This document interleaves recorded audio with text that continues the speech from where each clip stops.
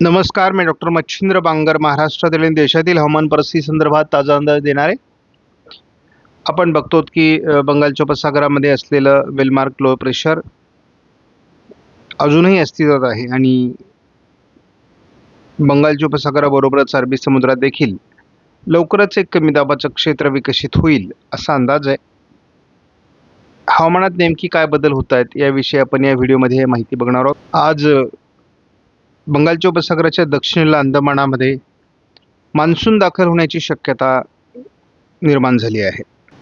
भारतात उष्णतेची लाट कायम असून दक्षिण भारतामध्ये आणि पूर्व भारतामध्ये खास करून पावसाचं वातावरण देखील आहे. तीच परिस्थिती 17 तारखेला देखील असण्याची शक्यता आहे. भारतीय हवामान खात्याच्या अंदाजानुसार उष्णतेच्या लाटेची तीव्रता आणखी वाढण्याची शक्यता 18 तारखेला आहे. मात्र दरम्यानच्या काळात महाराष्ट्रामध्ये आणि थोडं केरळ, कर्नाटक, रायलसीमा, आंध्र प्रदेश, ओरिसा, बिहार या भागामध्ये पावसाची शक्यता देखील कायम आहे. उष्णतेच्या लाटेची तीव्रता 19 तारखेला देखील कायम आहे. 20 तारखेला देखील उष्णतेची लाट कायम असण्याची शक्यता आहे. 21 तारखेला देखील उष्णतेची लाट कायम असण्याचा अंदाज भारतीय हवामान खात्याने व्यक्त केला आहे. काल पाऊस कुठे झाला हे जर आपण बारकाईने बघितलं तर आपल्याला या ठिकाणी मध्य प्रदेशच्या पूर्व भागामध्ये पाऊस आहे. छत्तीसगड आणि जवळपास जम्मू काश्मीरपर्यंत दिल्ली, पंजाब, हरियाणामध्ये पावसाचा प्रभाव निर्माण झालेला आहे. त्याचबरोबर पूर्व भारताच्या या भागामध्ये देखील पाऊस झालेला आहे आणि पूर्व मराठवाड्यासहित केरळपर्यंत कर्नाटकमध्ये पावसाचा प्रभाव निर्माण झाला होता.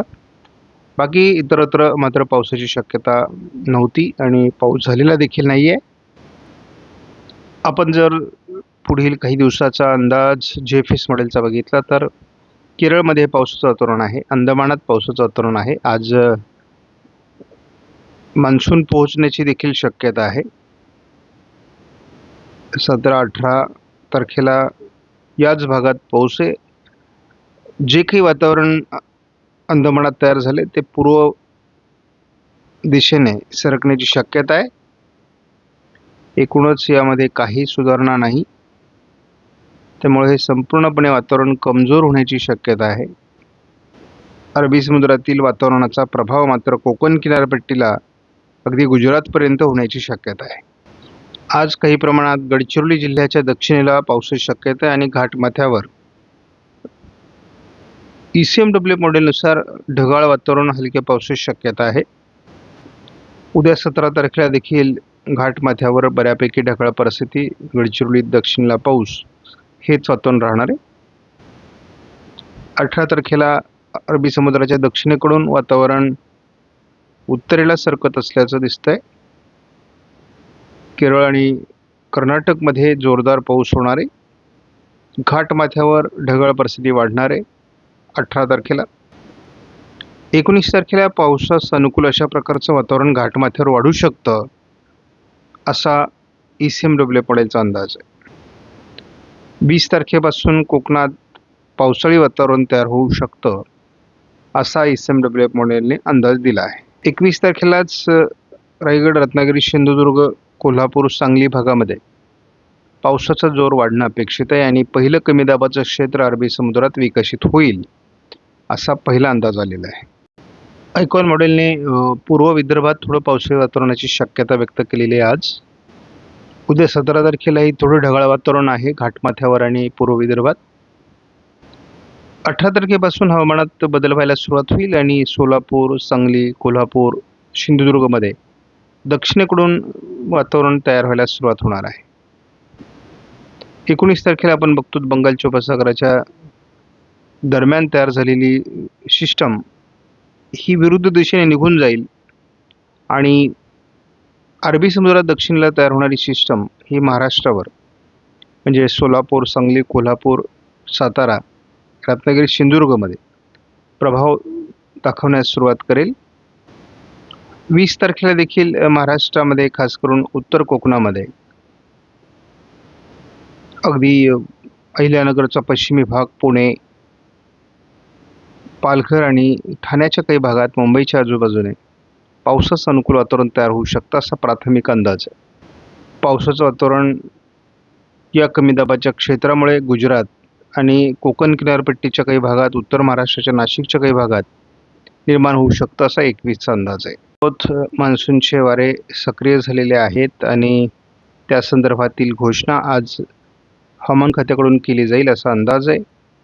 अंदमानाच्या दक्षिण भागामध्ये आणि पुढील 48 तास किंवा काही दिवसामध्ये हे प्रमाण अंदमानात अधिक वाढेल. सध्या जरी त्याचा प्रवाह हा विरुद्ध दिशेने असला तरी लवकरच या परिस्थितीत बदल होऊ शकतो असा अंदाज आहे. दरम्यानच्या काळात अरबी समुद्रात देखील एक कमी दाबाचं क्षेत्र विकसित होणं अपेक्षित आहे आणि त्याचा पश्चिम किनारपट्टीला म्हणजे केरळ ते सुरत या दरम्यान परिणाम होण्याची देखील शक्यता आहे. आजपासून कोकण किनारपट्टीला ढगाळ परिस्थिती वाढण्याची शक्यता आहे. घाटमाथ्यावर ढगाळ परिस्थिती वाढू शकते असा अंदाज आहे.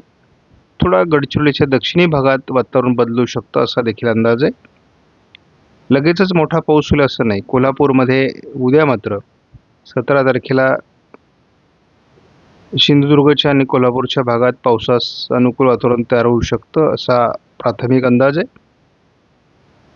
त्यानंतर आपण बघतो की 18 तारखेला तसं फार वातावरण नाही, परंतु सोलापूर, कोल्हापूर, सातारा भागात वातावरण ढगाळ असण्याची शक्यता आहे.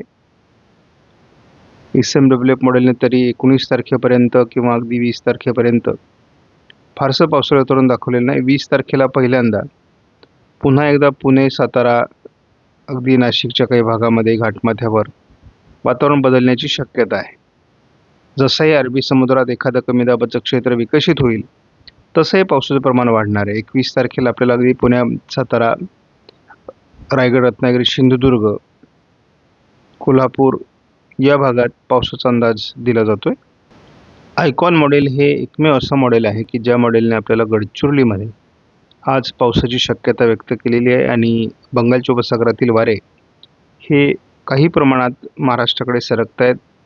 रायगड, रत्नागिरी, सिंधुदुर्गमध्ये आज ढगाळ परिस्थिती वाढण्याची शक्यता आहे. 17 तारखेला देखील सातारा, कोल्हापूर, रत्नागिरी, सिंधुदुर्ग, दक्षिण सोलापूर भागामध्ये आणि खास करून कोल्हापूरमध्ये मेघगर्जनेसह गारपिटीची शक्यता आहे. आपल्याला जोरदार पाऊस 18 तारखेला लातूर, धाराशिव, सोलापूर, सांगली, कोल्हापूर, रायगड, रत्नागिरी, सिंधुदुर्गमध्ये अगदी पुण्यापर्यंत होण्याची शक्यता आयकॉन मॉडेलने व्यक्त केली आहे आणि त्यामुळे आयकॉन मॉडेलचा अंदाज या मान्सूनच्या पूर्वकाळामध्ये बरोबर आलेला आहे. अरबी समुद्रामध्ये बदलणारं वातावरण हेच आपल्याला मोठा पाऊस देऊन जाणार आहे. आपल्याला पावसाळ्यासारखा पाऊस पुणे, सातारा, सांगली, कोल्हापूर, रायगड, रत्नागिरी, सिंधुदुर्गमध्ये 19 तारखेला दाखवण्यात आला आहे. अगदी नाशिकपासून तर कोल्हापूरपर्यंत आणि लातूर, धाराशिव, सोलापूर, सातारा, रायगड, रत्नागिरी, सिंधुदुर्गमध्ये हे वातावरण बदलतं आहे 19 तारखेला देखील. आणि एक कमी दाबाचं क्षेत्र अरबी समुद्रात विकसित होतं आहे. याचा महाराष्ट्रावर किती परिणाम होतो हे देखील ठरणार आहे. 20 तारखेला देखील नाशिक जिल्ह्यामध्ये, छत्रपती संभाजीनगर, अहिल्यानगरच्या पश्चिमी भागामध्ये, पुणे जिल्ह्यामध्ये, साताऱ्यामध्ये आणि अगदी रायगड, रत्नागिरी, पालघर, ठाणे आणि मुंबईमध्ये, पुण्यामध्ये आपल्याला साताऱ्यापर्यंत पावसाची शक्यता वाढते. ही रात्री देखील असणार आहे आणि हे कमी दाबाचं क्षेत्र जे आपल्याला गुजरातकडे सरकताना दिसतं हे यदाकदाचित काही प्रमाणात जर कोकणाकडे सरकलं तर यदाकदाचित आपल्याला पाऊस आणखी वाढू शकतो. नंदुरबार आणि धुळ्यामध्ये देखील 21 तारखेला पावसाची शक्यता आहे. त्यामुळे आपण यावर्षीचं एक वैशिष्ट्य बघतोय की दोन्ही कमी दाब जे अरबी समुद्रात तयार होणारा आणि बंगालच्या उपसागरात तयार होणारा हे दोन्हींनीही मान्सूनला पुढे सरकण्यास मदत केलेली आहे. आज मान्सूनचे आगमन अंदमानाच्या दक्षिणेला होईल आणि पुढील प्रवासही त्याचा गतिमान होण्यास मदत होण्याची शक्यता आहे. त्यामुळे महाराष्ट्रात देखील मान्सून लवकर येण्याची शक्यता आहे. आपणास व्हिडिओमधील माहिती महत्त्वपूर्ण वाटल्यास लाईक करा, शेअर करा, चॅनलला सबस्क्राईब करा. धन्यवाद. जय हिंद, जय महाराष्ट्र, जय प्रेरक.